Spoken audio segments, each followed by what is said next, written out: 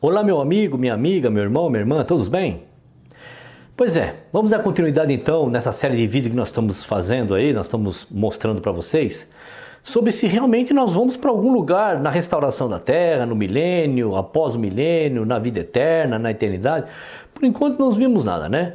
No vídeo anterior então, meu querido, nós paramos mencionando que o Messias ocuparia o trono prometido. Nós vamos entrar um pouquinho no contexto dos judeus, né? A promessa feita aos judeus, que muitos querem tirar os judeus dessa promessa, né? Mas não tem como. As profecias também colocam, eles estão inseridos, não dá para tirar. Porque mesmo lá no Apocalipse fala sobre os 144 mil, que são 12 mil de cada tribo, se eu não me engano, tal e tudo mais. Mas no céu, é isso que nós vamos ver, se é lá no céu ou onde que é, tá certo? Vamos lá.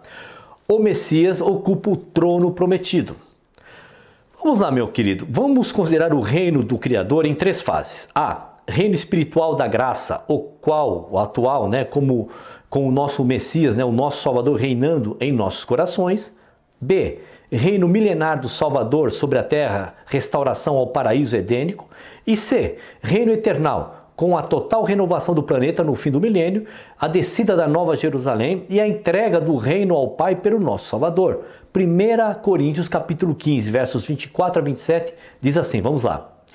Depois virá ao fim, quando tiver entregado o reino a Deus, ao Pai, e quando houver aniquilado todo o império e toda a potestade e a força.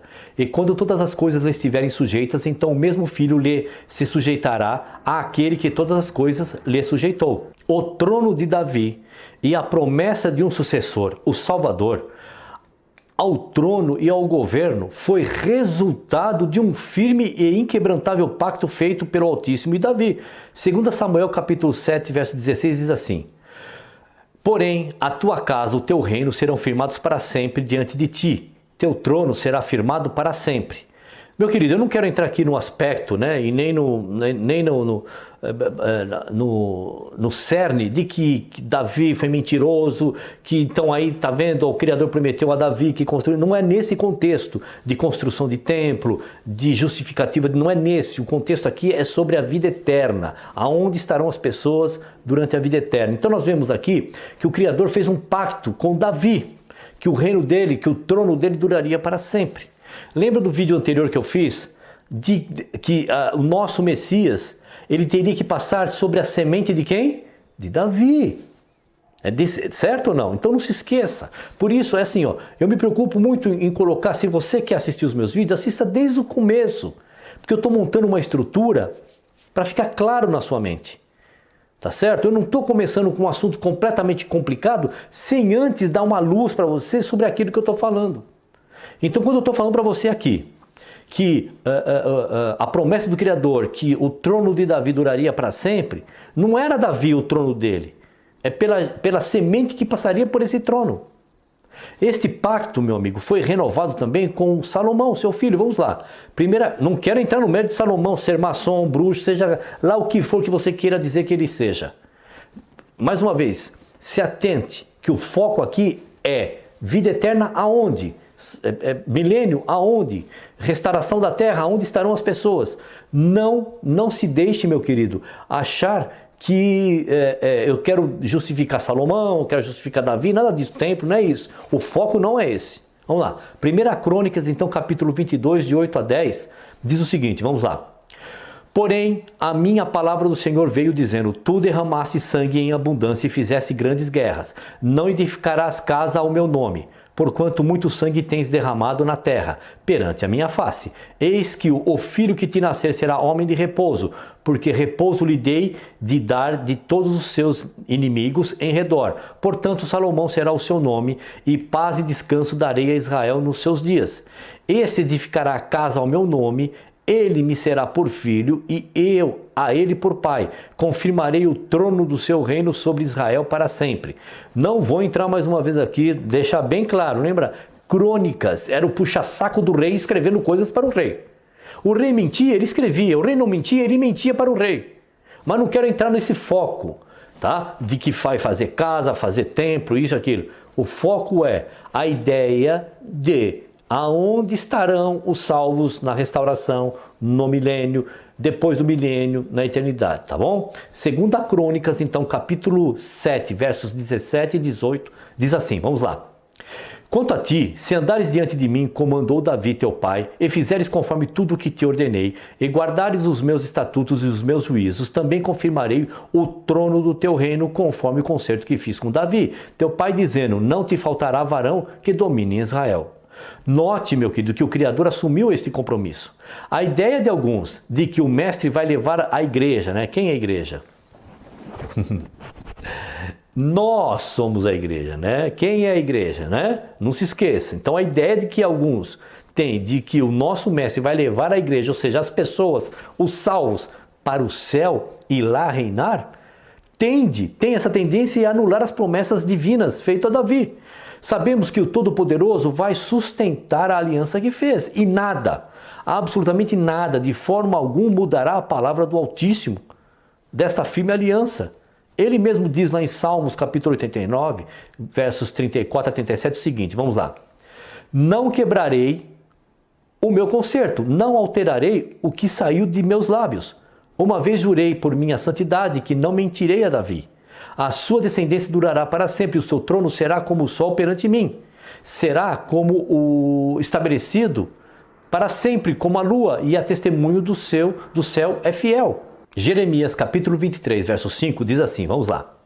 Eis que vem dias, diz o Senhor, em que levantarei a Davi um renovo justo, e sendo rei, reinará e prosperará, e praticará a justiça e o juízo na terra, porque brotará um rebento de Jessé, do tronco de Jessé. Isaías capítulo 11, verso 1 e capítulo 9, verso 7 diz assim, ó. Do incremento deste principado e da paz não haverá fim sobre o trono de Davi e no seu reino.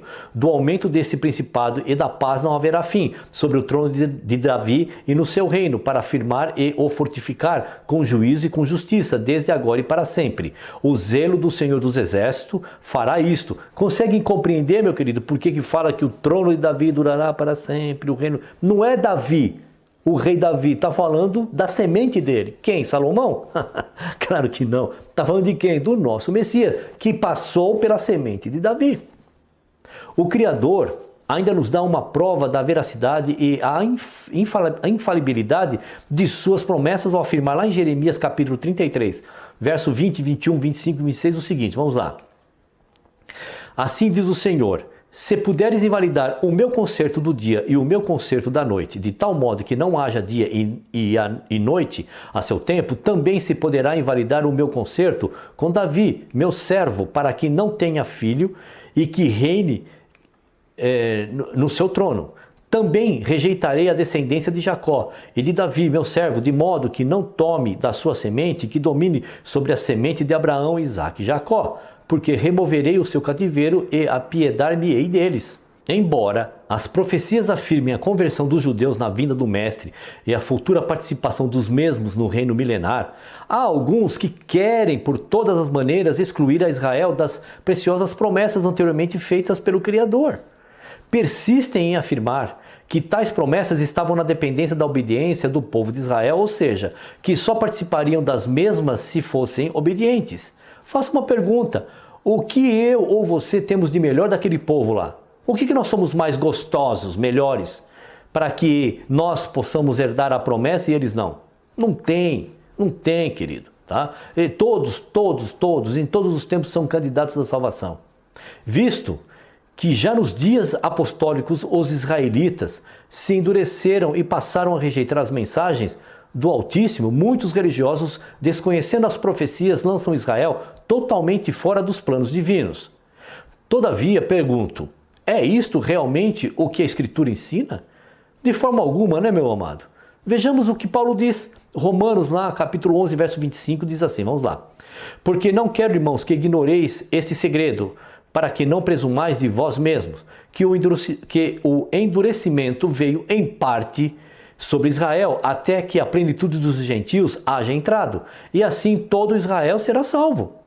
Todo Israel que crê no Messias, né? É nesse sentido, né? Não é assim, todo Israel, até aqueles que transpassaram, aqueles líderes da época deles. né? Não é nesse sentido, todos.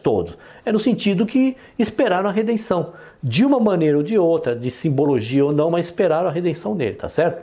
Fica claro, portanto, que na vinda do Mestre se encerra o tempo de salvação e a era dos gentios. E cessa o endurecimento de Israel, ocorrendo sua conversão, conforme relatam lá, Zacarias capítulo 12, verso 10, diz o seguinte: e sobre a casa de Davi, sobre os habitantes de Jerusalém, derramarei o espírito de graça e de súplicas, e olharão para mim, a quem traspassaram, e o prantearão como quem pranteia por um unigênito, e chorarão amargamente por ele, como se chora amargamente pelo primogênito. Ezequiel capítulo 36, versos 24 a 28, que diz assim: e vos tomarei dentre as nações, e vos congregarei de todos os países, e vos trarei para a vossa terra. Então espalharei água pura sobre vós, e ficareis purificados de todas as vossas imundícias, e de todos os vossos ídolos vos purificarei. E vos darei um coração novo, e porei dentro de vós um espírito novo. E trarei o coração de pedra, e tirarei, o coração de pedra da vossa carne, e vos darei um coração de carne. E porei dentro de vós o meu espírito, e farei que andeis nos meus estatutos, e guardeis os meus juízos, e os observeis. E habitareis na terra que eu dei a vossos pais, e vós mesmos sereis por povo, me sereis por povo, e eu vos sereis por Deus. Meu querido, como é que é falar para um judeu que vai tirar as leis de pedra?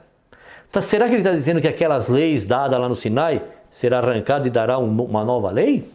Não foi isso que o nosso Messias disse lá atrás? Um novo mandamento vos dou? E agora? Mas não quero entrar nesse mérito. Eu quero entrar no mérito de que, para vocês verem que o povo judeu também está no contexto da salvação.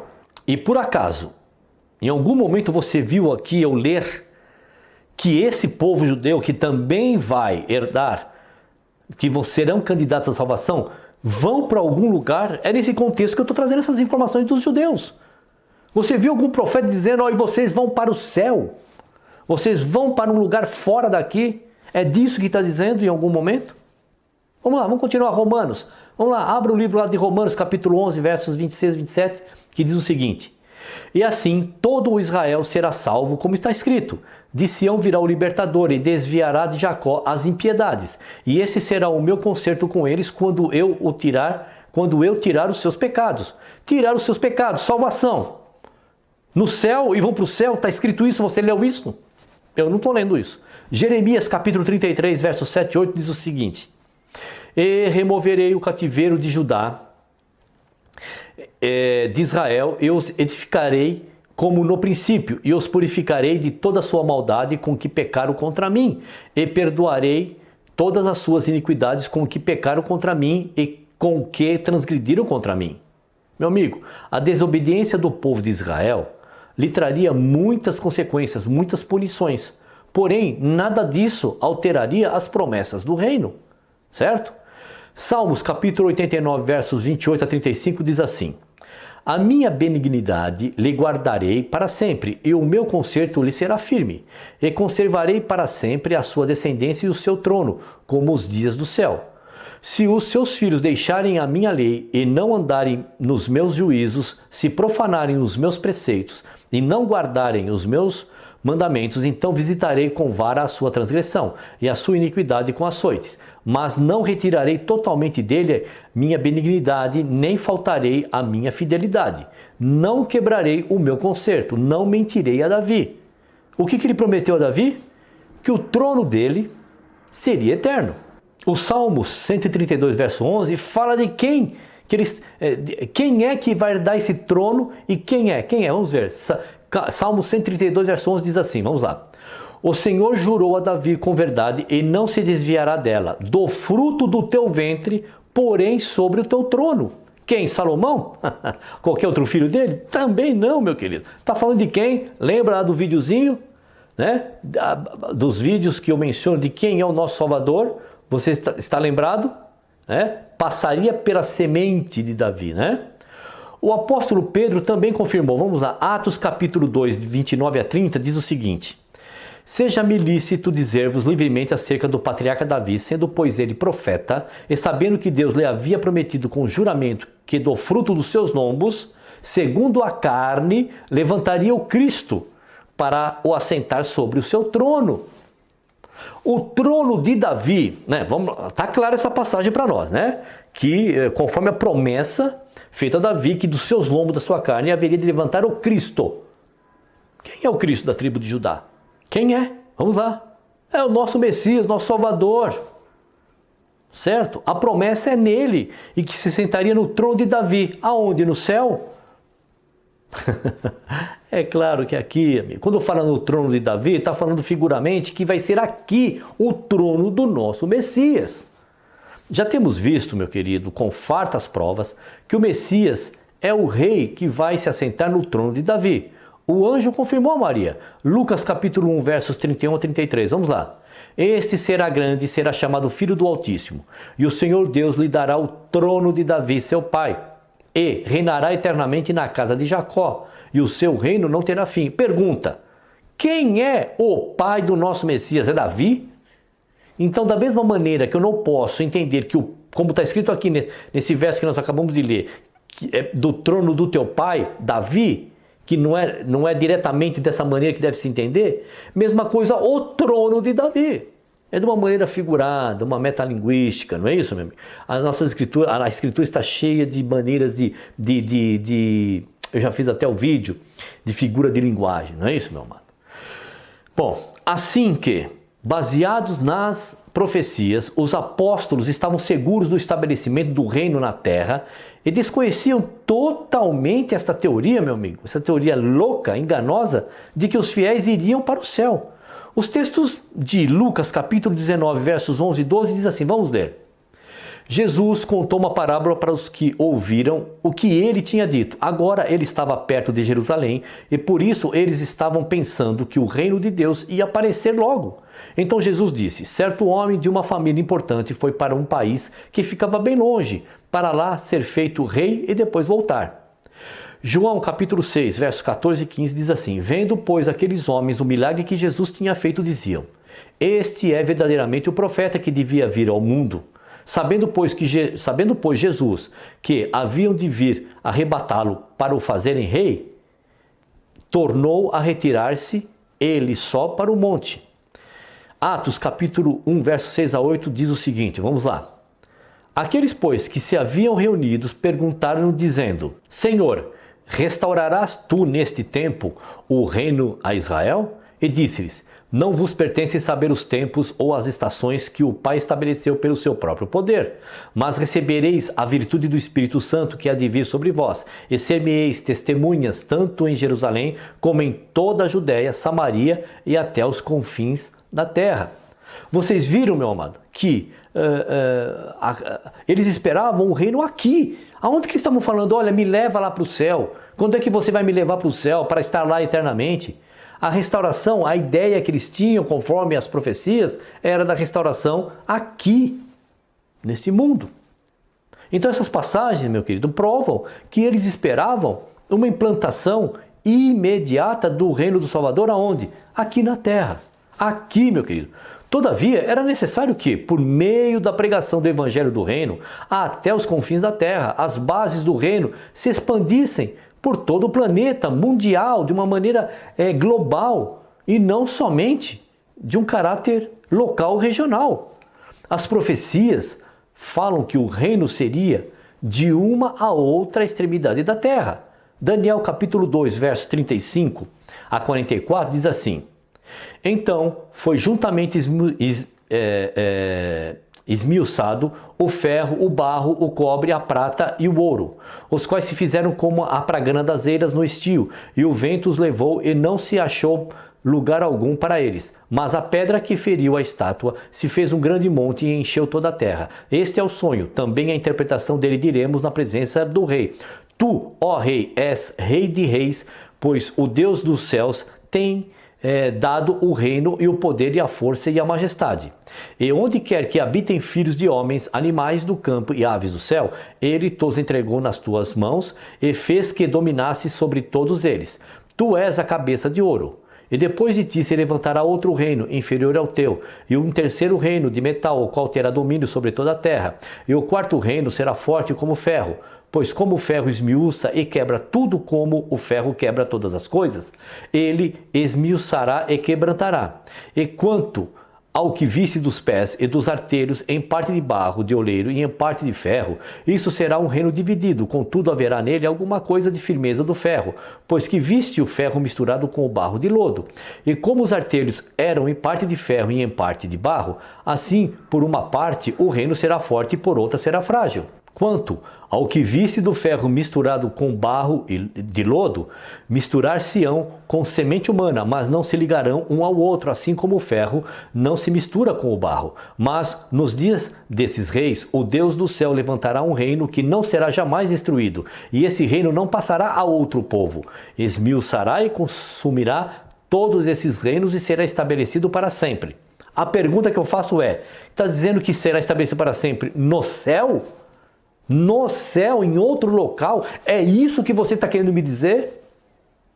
Você pode acreditar no que você quiser, mas não é isso que está escrito. Eu não estou querendo combater a tua ideia, a tua fé. O meu combate é no que está escrito. Afirmar que a tua fé está baseada nas escrituras, não tem como. Salmos capítulo 72, verso 8 diz o seguinte: dominará de mar a mar e desde o rio até as extremidades da terra. Da terra ou do céu? Você crê no céu? É da terra que está escrito. Mateus 24, 14 diz o seguinte: e este evangelho do reino será pregado em todo o mundo, em testemunho a todas as gentes, então virá o fim. O Salvador, meu querido, ascendeu aos céus para tomar posse deste reino e voltará para se assentar no seu próprio trono, o trono de sua glória. Daniel capítulo 7, verso 13 e 14 diz assim, vamos lá. Porque o que vende não tornará a possuir o que vendeu, ainda que esteja entre os viventes. Porque a visão não tornará para trás sobre toda a sua multidão, nem ninguém fortalecerá a sua vida com a sua iniquidade. Tocaram a trombeta e tudo prepararam, mas não há quem vá à peleja, porque sobre toda a sua multidão está a minha ardente ira. Lucas capítulo 19, versos 11 e 12 diz assim: e, ouvindo eles essas coisas, ele prosseguiu e contou uma parábola porquanto estava perto de Jerusalém, e cuidavam que logo se havia de manifestar o reino de Deus. Disse, pois, certo homem nobre partiu para uma terra remota, a fim de tomar para si um reino e voltar depois. Mateus capítulo 25, verso 31 diz assim: e quando o Filho do Homem vier em sua glória, e todos os santos anjos com ele, então se assentará no trono de sua glória. Apocalipse capítulo 3, verso 21. Jesus hoje está sentado no trono do Pai. Cumprindo-se então o mistério do Criador anunciando aos santos profetas. Apocalipse capítulo 10, verso 7, que diz assim: mas nos dias da voz do sétimo anjo, quando tocar sua trombeta, se cumprirá o segredo de Deus, como anunciou os profetas, seus servos. Os reinos terrenos lhe serão entregues na batalha final. É esse o segredo. Vamos ver? Apocalipse capítulo 11, versos de 15 a 18 diz assim, vamos lá. E tocou o sétimo anjo a sua trombeta, e houve vozes no céu que diziam: os reinos do mundo vieram a ser de nosso Senhor e de seu Cristo, e ele reinará para todo sempre, e iraram-se as nações. Reino da onde? Dos mundos, do mundo, aliás, daqui da terra. É tempo de juízo, de punir os que destruíram a terra, tempo de arrancar o joio, ou seja, de desarraigar os ímpios da terra e de recompensar os servos do Altíssimo. Mateus capítulo 13, verso 41 diz assim, vamos lá. Mandará o Filho do Homem e os seus anjos, e eles colherão do seu reino tudo o que causa escândalo e os que cometem iniquidade. Eles colherão do seu reino, tirarão do seu reino. Eles, olha só, o Salvador vai mandar os anjos para tirar os problemáticos, os que não herdarão. Quem vai ficar aqui? Os que herdarão. Desta destruição final, meu querido, restarão poucos homens das nações. Vamos lá, Isaías capítulo 24, verso 6. Já lemos algumas vezes, mas é bom ler sempre para ficar claro na sua mente. Por isso a maldição consome a terra, e os que habitam nela serão desolados. Por isso serão queimados os moradores da terra, e poucos homens restarão. Zacarias capítulo 14, verso 16 diz assim: e acontecerá que todos os que restarem de todas as nações que vierem contra Jerusalém, e acontecerá que todos os que restarem. Ezequiel capítulo 36, verso 36, diz assim, vamos lá. Então saberão as nações que ficarem de resto em redor de vós.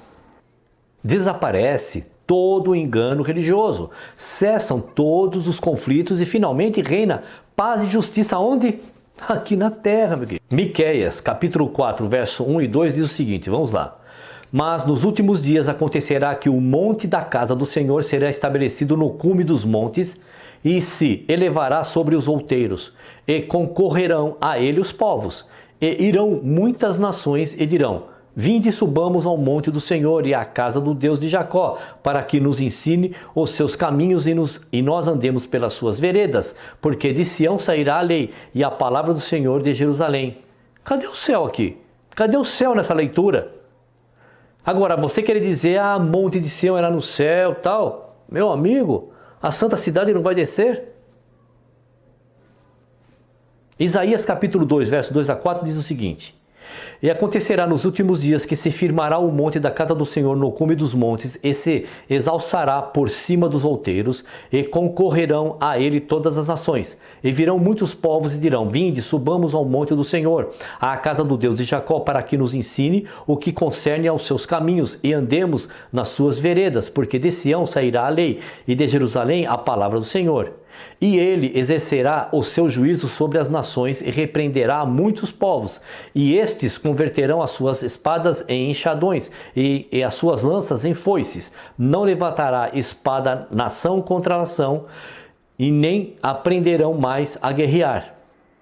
Os remanescentes exercerão trabalho entre as nações que se formarem no milênio, enquanto que os salvos e todos os santos estarão como reis e sacerdotes, governando com o Salvador as nações.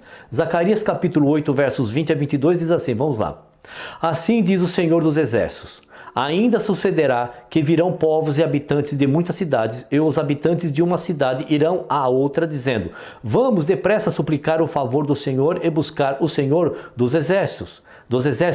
Eu também irei, assim virão muitos povos e poderosas nações buscar em Jerusalém o Senhor dos exércitos e suplicar a bênção do Senhor. Apocalipse capítulo 2, verso 26 a 27, capítulo 5, versos 9 a 10, diz assim, e ao que vencer e guardar até ao fim as minhas obras, eu lhe darei poder sobre as nações, e com vara de ferro as regerá, e serão quebradas como vasos de oleiro, como também recebi de meu Pai. E cantavam um novo cântico, dizendo, digno és de tomar o livro e de abrir os seus selos, porque foste morto, e com o teu sangue compraste para Deus homens de toda tribo, e língua, e povo, e nação, e para o nosso Deus o fizeste reis e sacerdotes, e eles reinarão sobre a terra. Cadê o contexto do céu aqui? Cadê? No final dos 1000 anos de paz, Satanás será solto por um pouco de tempo, sairá a enganar os povos, mas fogo do céu os consumirá. O arqui-inimigo será igualmente lançado no lago de fogo, meu querido. Então se dará a segunda ressurreição e os mortos serão julgados diante do grande trono branco. Condenados no juízo final serão lançados no lago de fogo. Finalmente, a própria morte, o último inimigo, será também lançado no lago de fogo. E assim chegamos ao fim de tudo aquilo que profanava a terra. Final do milênio. Sim, todos os inimigos estão vencidos. E é o momento da entrega do reino ao Pai agora. Estamos no novo céu e na nova terra? Sim, estamos. Um novo céu, uma nova terra aqui, restaurada. Está falando de algum lugar fora daqui? A santa cidade, a nova Jerusalém, desce então dos céus. A morada do Criador com os homens, é vindo o reino eternal. Apocalipse capítulo 20, versos de 7 a 15, 21, de 1 a 5, diz assim, vamos lá. E, acabando-se os 1000 anos, Satanás será solto da sua prisão e sairá a enganar as nações que estão sobre os 4 cantos da terra, Gog e Magog, cujo número é como a areia do mar, para as juntar em batalha. E subiram sobre a largura da terra e cercaram o arraial dos santos e a cidade amada. Mas desceu fogo do céu e os devorou. E o diabo que os enganava foi lançado no lago de fogo e enxofre, onde está a besta e o falso profeta. E de dia e de noite serão atormentados para todo sempre.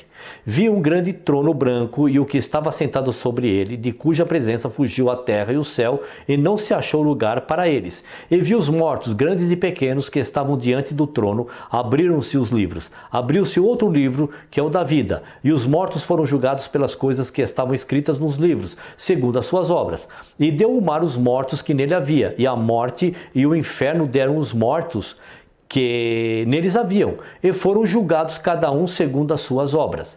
E a morte e o inferno foram lançados no lago de fogo. Esta é a segunda morte. E aquele que não foi achado escrito no livro da vida foi lançado no lago de fogo. E viu um novo céu e uma nova terra, porque já o primeiro céu e a primeira terra passaram, e o mar já não existe. E eu, João, vi a santa cidade, a nova Jerusalém, que de Deus descia do céu, adereçada como uma esposa ataviada para o seu marido. E ouvi uma grande voz do céu que dizia: Eis aqui o tabernáculo de Deus com os homens, pois com eles habitará, e eles serão o seu povo, e o mesmo Deus estará com eles e será o seu Deus. Amigo, quando a santa cidade desce, João vê e escuta: Eis aqui o Deus que habitará com vocês.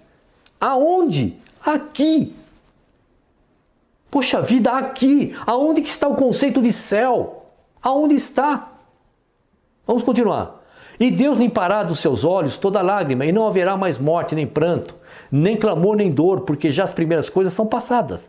E o que estava sentado sobre o trono disse: Eis que faço nova todas as coisas. E disse-me: Escreve, porque estas palavras são verdadeiras e fiéis. Sim, amigo. Esta é a pura verdade sobre o reino de Deus. Não existe um tempo de morada lá no céu. Não existe isso. O milênio é o próximo reino mundial. A Escritura diz que o céu é o trono do Criador. E a terra, sim, é que nos foi dada. Os ímpios não permanecerão na terra, mas os justos dela não serão removidos. Salmos, capítulo 37. Vamos dar uma olhada lá. Não te indignes por causa dos malfeitores, nem tenhas inveja dos que praticam a iniquidade, porque cedo serão ceifados como a erva e murcharão como a verdura. Descansa no Senhor e espera nele. Não te indignes por causa daqueles que prospera em seu caminho, por causa do homem que executa astutos intentos. Porque os malfeitores serão desarraigados, mas aqueles que esperam no Senhor herdarão a terra. Pois ainda um pouco e o ímpio não existirá. Olharás para o seu lugar e não aparecerá. Mas os mansos herdarão a terra e se deleitarão na abundância de paz. O ímpio maquina contra o justo e contra ele range os dentes. O Senhor se rirá dele, pois vê que vem chegando o seu dia. Os ímpios puxaram da espada e entesaram o arco para derribarem o pobre e necessitado e para matarem os de reto caminho. Mas a sua espada lhes entrará no coração e os seus arcos se quebrarão, pois os braços dos ímpios se quebrarão, mas o Senhor sustém os justos. O Senhor conhece os dias dos retos e a sua herança permanecerá para sempre. Não serão envergonhados nos dias maus, e nos dias de fome se fartarão. Mas os ímpios perecerão, e os inimigos do Senhor serão como a gordura dos cordeiros, desaparecerão em fumaça e se desfarão. Porque aqueles que ele abençoa herdarão a terra, e aqueles que forem por ele amaldiçoados serão desarraigados, serão tirados. Aparta-te do mal e faz o bem, e terás morada para sempre, porque o Senhor ama o juízo e não desampara os seus santos. Eles são preservados para sempre, mas a desobediência dos ímpios será desarraigada, será tirada. Os justos herdarão a terra e habitarão nela para sempre. Habitarão na terra, herdarão a terra para sempre. Espera no Senhor e guarda o seu caminho, e te exaltará para herdares a terra, Tu o verás quando os ímpios forem desarraigados, os ímpios serão tirados da terra. Vi o ímpio com grande poder espalhar-se como a árvore verde na terra natal, mas passou e já não é. Procurei-o, mas não se pôde encontrar. Nota o homem sincero e considera o que é reto, porque o futuro desse homem será de paz. Quanto aos transgressores, serão a uma destruídos, e as relíquias dos ímpios todas perecerão. Mas a salvação dos justos vem do Senhor, Ele é a sua fortaleza no tempo da angústia. O Senhor os ajudará e os livrará. Ele os livrará dos ímpios e os salvará, porquanto confiam nele. Meu querido, cadê o céu aqui, meu querido? Pare de ir atrás de sermões feitos por seus pastores, pelos seus anciões, pelos seus diáconos, pelos seus apóstolos, pelas suas apóstolas, pelas suas pastoras, pelos seus cobridores. Não está escrito isso. Pode ser duro para você, mas é a verdade. Não importa onde você vai estar, se você é da salvação, se é no céu ou aqui. Alguns poderão dizer, não importa se eu acreditar que é no céu. Mas o problema é que eu estou querendo te mostrar que se estão te enganando neste assunto, estão te enganando de muitos outros também. A parábola do joio e do trigo. Muito legal, muito interessante sobre isso. Mas nós não vamos falar nesse vídeo. Nós vamos falar no próximo vídeo, tá bom, meu querido? Então lembrando que é somente sobre a base da tua ideia, da tua fé, que é a Bíblia. É disso que nós estamos falando e nada mais, tá certo? Não se sinta incomodado pelo que eu estou falando para você. Talvez a tua ideia é de que você iria para o céu, né? Naqueles lugares maravilhosos no céu, mas não é no céu, é aqui. É aqui que você e eu, se formos salvos, estaremos. Não é em outro lugar. Então medite nisso que eu estou te falando. Se estão te enganando nisto, imaginem todos os outros conceitos. E isso serve para você, meu querido, que saiu do sistema, mas ainda acha que eu respeito, que fica me mandando mensagens lá no Face, lá no comentário dos meus vídeos. William, você está indo contra Tessalonicenses. Eu faço uma pergunta. Mesmo que tivesse escrito em Tessalonicenses que alguém vai para o céu, está escrito lá, iremos para o céu, viver eternamente no céu, mesmo que tivesse, você vai se basear, você vai se estruturar numa doutrina formada somente em um verso contra um monte desses que eu estou te mostrando? Meu querido, você lembra da balança das evidências? Apesar que não tem a palavra que vai morar no céu, mas vamos lá, você que me mandou aquele verso de Tessalonicenses dizendo que eu estou indo contra tudo que está escrito. Eu estou indo contra ou indo a favor? Pega lá, vamos supor que tivesse, não está, mas vamos partir da tua ideia, meu querido amado irmão. Que está escrito céu lá em Tessalonicenses. E olha só a balança das evidências, olha quantas passagens que não está falando de céu. Tá bom, meu querido? Vamos lá. Então, lembrando que o debate é na base das ideias, não na tua fé. Na tua fé eu não quero mexer, não vou mexer, não compete a mim a tua fé. É você que vai dar conta da tua fé para o Criador, não eu vou dar conta da minha, tá bom? Então a base é nisso, não é contra ninguém e contra nenhuma instituição, tá bom? Um abraço, vão lá, dá um pulo lá, assistam o vídeo até o fim, dá um curtir, não esqueçam lá de ir lá na nossa fanpage, Somente a Verdade, tá bom? E vamos continuar, nós temos ainda mais umas 2 ou 3 partes ainda sobre isso, tá bom? Para ficar bem claro para vocês que ainda acreditam que vão para o céu. Infelizmente vocês não vão. Eu prefiro ficar e não ser levado, porque se eu tiver o conceito que eu quero ser levado, você está vendo o que a Escritura diz, quem é que vai ser tirado? São os ímpios, são os malfeitores, são os maus. Tá bom, meu querido? Um abraço e até lá.